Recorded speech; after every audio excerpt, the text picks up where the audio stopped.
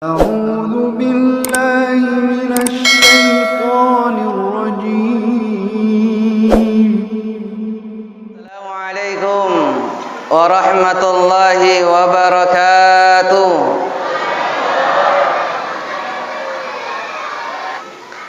Alhamdulillah, alhamdulillahi rabbil alamin. Wassalatu wassalamu ala ashrafil anbiya'i wal mursalin, Sayyidina Muhammad wa ala alihi wa ashabihi ajmain, amma ba'd.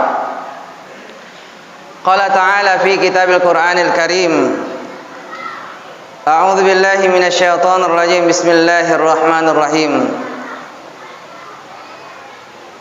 Mathalul ladzina yunfikuna amwalahum fi sabilillah kamathali habbatin ambatat sab'a sanabila fi kulli sumbulatin mi'atu habbah wallahu yudha'ifu liman yasha wallahu wasi'un alim. Wa qala aidan lan tanalul birra hatta tunfiqu mimma tuhibbun. Wa qala Rasul sallallahu alaihi wasallam khairun nas anfa'uhum linnas. Sadaqallahu al-azim wa sadaqa Rasul sallallahu alaihi wasallam. Saudara kaum muslimin dan muslimah yang sama-sama dirahmati dan dimuliakan Allah Subhanahu wa taala. Pertama-tama tentunya sebagai hamba Allah yang telah begitu banyak mendapatkan kenikmatan dari Allah Subhanahu wa taala, tiada lain dan tiada bukan karena kecintaan Allah kepada hambanya. Tentunya patut kiranya kita mendapatkan atau mempunyai konsep terima kasih kepada zat pemberi kenikmatan, yaitu bersyukur kepada Allah Subhanahu wa taala dengan memperbanyak kalimat alhamdulillahi rabbil alamin. Salam dan salawat kepada baginda Rasul sallallahu alaihi wasallam, manusia yang begitu banyak diberikan nikmat oleh Allah Subhanahu wa taala, akan tetapi tidak membuat Rasul sallallahu alaihi wasallam menyombongkan diri. Justru semakin banyak nikmat yang Allah berikan kepada beliau, justru semakin mendekatkan dirinya di hadapan Allah, semakin beristiqamah melaksanakan perintah-perintah Allah Subhanahu wa taala. Semoga kita pun demikian, yang mengaku menjadi umatnya Muhammad sallallahu alaihi wasallam. Ketika kita diberikan nikmat dari Allah, semakin kita mendekatkan diri di hadapan Allah, semakin kita melaksanakan perintah Allah Subhanahu wa taala. Jamaah yang sama-sama dirahmati dan dimuliakan Allah Subhanahu wa taala. Di dalam kitab Mukasyafatul Qulub karya Al-Imam Al-Ghazali, di dalamnya beliau menukil sebuah kisah di mana Nabiullah Musa alaihi salatu wassalam satu ketika berdialog dengan Allah Subhanahu wa taala. Dan memang Nabi Musa itu, Pak, salah satu mukjizatnya yang Allah berikan adalah dia bisa dan mampu bercakap-cakap, berbincang dengan Allah Subhanahu wa taala. Akan tetapi tidak pernah sekalipun melihat wajah Allah Subhanahu wa taala. Itulah sebabnya Nabi Musa ketika Rasul sallallahu alaihi wasallam berisra Mi'raj, bertemu dengan Allah Subhanahu wa taala, menerima salat 50 waktu. Ketika selesai menerimanya, Nabi turun pas di langit yang ke-6. Nabi Muhammad sallallahu alaihi wasallam bertemu dengan Nabiullah Musa. Lantas bertanya Nabi Musa, "Wahai Muhammad, perintah apa yang Allah berikan kepadamu?" Kata Rasul, Allah memerintahkan saya ibadah salat 50 waktu. Kata Nabi Musa, "Kembali wahai Muhammad, kembali kepada Allah. Minta keringanan. Sesungguhnya umatmu tidak akan mampu melaksanakan ibadah tersebut. Saya lagi yang umurnya panjang dan postur tubuhnya, kekuatannya besar-besar, tidak mampu melaksanakan hal demikian. Kembali." Maka Rasul sallallahu alaihi wasallam kembali lagi, Pak, meminta keringanan. Akhirnya dikurangi 5. menjadi 45.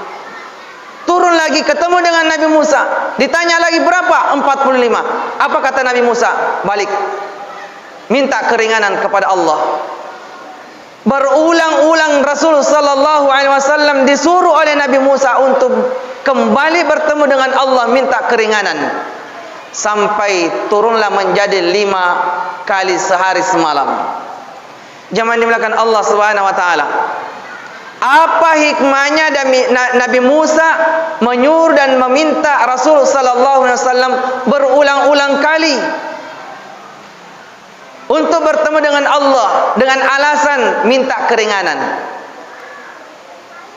Kata guru kita almarhum Ustaz Asnawi, beliau mengatakan hikmah daripada Nabi Musa memerintahkan atau meminta Rasul berulang-ulang kali untuk bertemu dengan Allah, untuk mendapatkan keringanan, hikmahnya adalah Nabi Musa hanya sekedar untuk melihat cahaya Allah Subhanahu wa taala, yang di setiap Rasul pergi bertemu dengan Allah, disitulah cahaya Allah menempel di cahayanya, nurun Muhammad. Karena ketika di alam dunia Nabi Musa tidak pernah sedikit pun melihat Allah Subhanahu wa taala, hanya mendengarkan, bercakap-cakap dengan Allah. Makanya itu Nabi Musa menyuruh Nabi Muhammad sallallahu alaihi wasallam bolak-balik ketemu dengan Allah dengan harapan ada setitik cahaya Allah yang bisa dia nikmati di dalam nurun Muhammad. Jamaah dimuliakan Allah Subhanahu wa taala.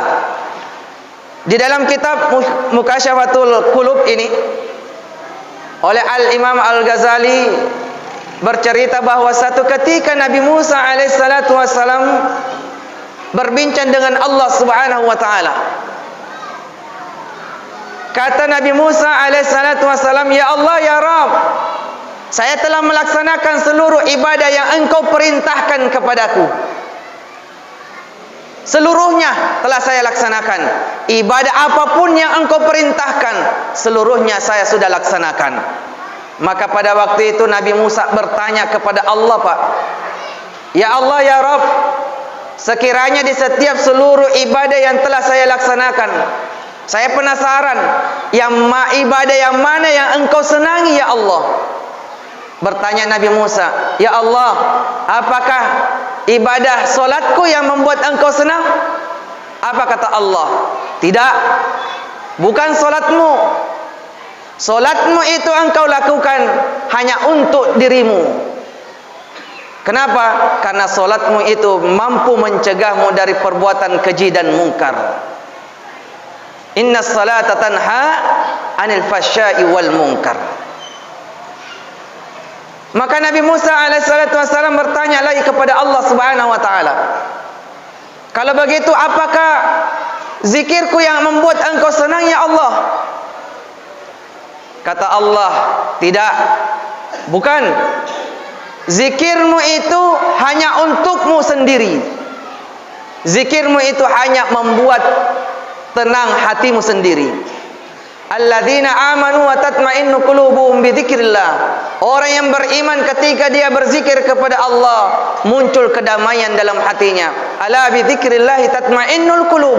Dan memang kita berzikir kepada Allah Subhanahu wa taala, hati ini akan tentram. Kata Allah, "Bukan itu yang membuat saya senang." Kenapa? Karena ternyata zikirmu itu, wahai Musa, hanya untuk kepentinganmu, kepentingan dirimu sendiri.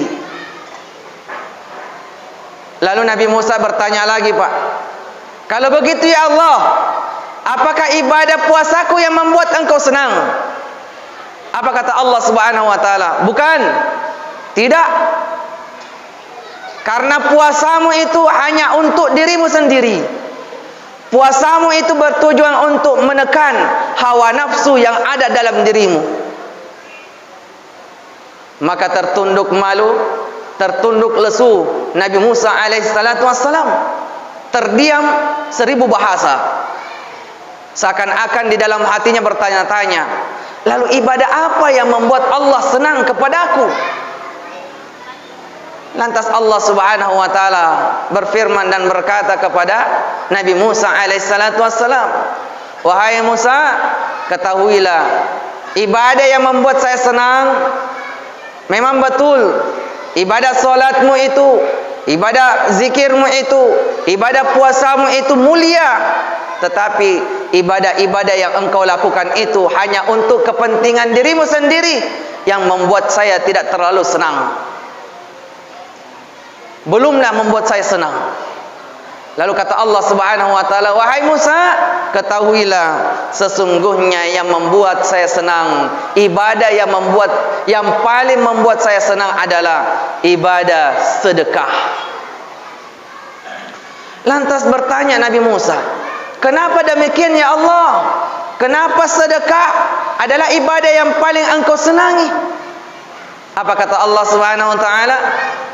Ketahuilah wahai Musa, ibadah sedekah itu bukan hanya untuk dirimu sendiri, akan tetapi pun juga ada manfaatnya kepada orang yang lain, kepada orang yang membutuhkan. Inilah sedekah. Jadi jangan dimulakan Allah Subhanahu wa taala. Salat, puasa, zikir adalah ibadah yang mulia di sisi Allah. Tetapi ternyata belumlah membuat Allah Subhanahu wa taala sangat senang. Dan ternyata ada ibadah yang ternyata membuat Allah lebih senang, adalah ibadah sedekah. Apa itu ibadah sedekah? Ibadah mengeluarkan sebagian rezeki dan harta yang kita miliki. Apa yang kita dapatkan Ustaz kalau kita bersedekah? Banyak Pak. Banyak fadilah kita bersedekah.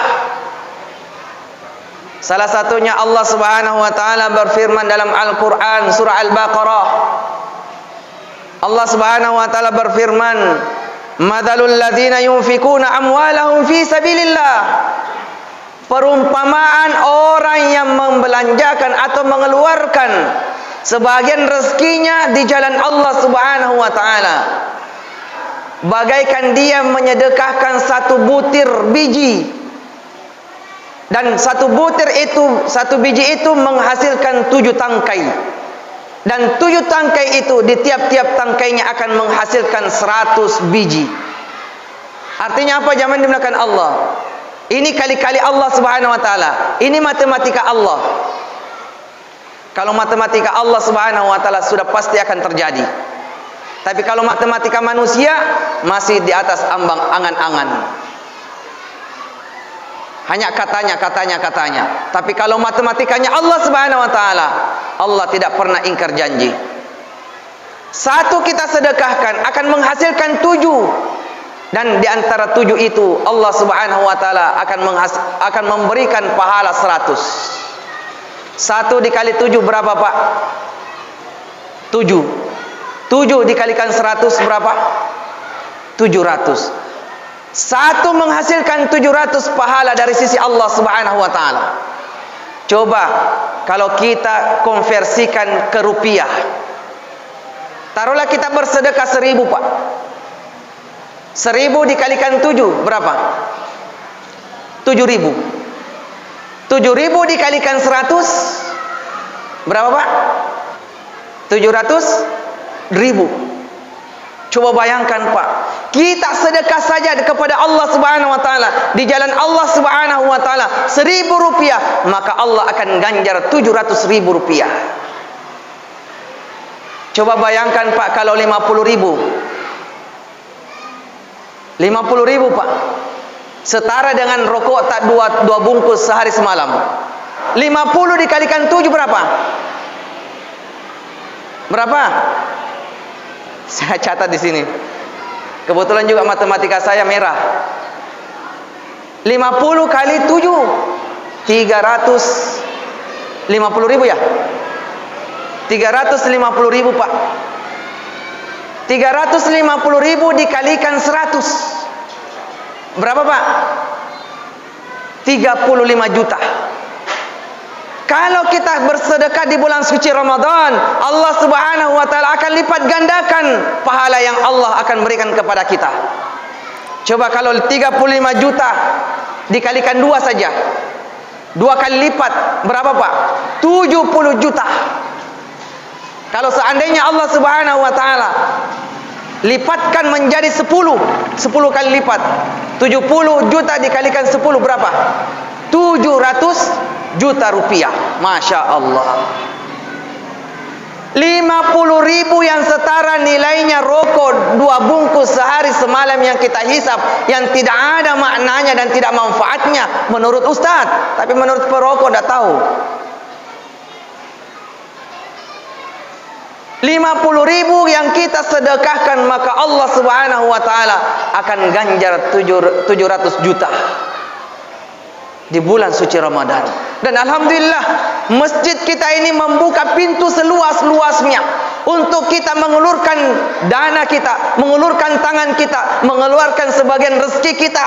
Ibu-ibu yang pergi ke pasar lelong belanja sayur-sayuran, sisipkan 1.000, 2.000, 3.000, 4.000, 5.000, masukkan ke masjid Amrullah, maka Allah Subhanahu wa taala akan kembalikan dana kita itu berlipat-lipat ganda.